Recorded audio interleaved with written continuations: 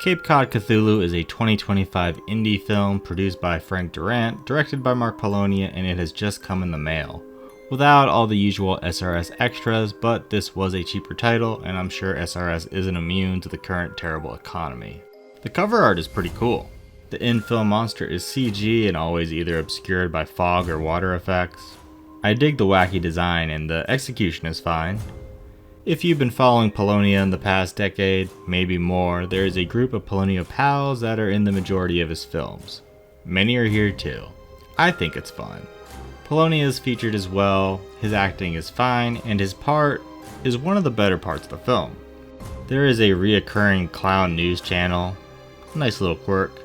There is some comedy that lands, like this random boxing match between Edgar Allan Poe and H.P. Lovecraft.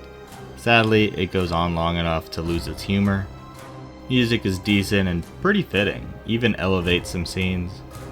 This is a certain grade of indie that comes with predictable cons. Lots of stock footage, bad effects, questionable lighting and camera work, footage that people recorded remotely and then sent in, scenes that go on way too long, bad acting, though honestly the acting isn't terrible here. But this grade of film isn't something I'm super into, but you all voted that you wanted a video on it. The three main girls are decent, hope they get more work. The Poe actor also did well and visually fit the part pretty perfectly. There's a pre-movie introduction, which is nice, but it's a portrait video with background visuals, so it's not just a video in front of nothing, which is good, but it would have been better if it was a landscape regular video, because this just makes it seem like it wasn't meant for a TV screen. Like it wasn't meant for this movie. There's a random cut to a rap music video. The abrupt intro from a character and cutaway was pretty well done, but why make us sit through this random music video? If it was short, it'd be kind of funny to include in the movie. But this just seems like a paid inclusion, which I wouldn't be surprised if it was, but it does make the movie worse. I think the actual intro is AI, and all relevant discussion aside, I think it just looks weird and is a bit off-putting. Not really something you want to start your movie with. They could have just had the narration over something like, say, the great cover art. Though I'm guessing SRS probably commissioned that after they picked up the movie, or even just the fog they have in the actual intro credits, which honestly could also be AI, but it doesn't look bad.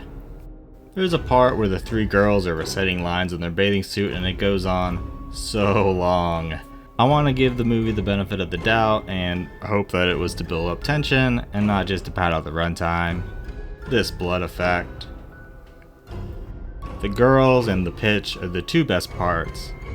That's what the film should have focused on, with maybe some brief asides and clown news. The other stuff just did not hold my attention, and some of it goes on for a bit. If it was more focused, Cape Cod Cthulhu would have been a lot better, but as is, it's pretty boring and a long hour and 13 minutes. Well, end credits start at 1:05, and if you're wondering, the monster doesn't do anything. It just emerges from the water and then goes back off screen. I wouldn't really recommend this unless you're a fan of Mark Polonia. Thanks for watching.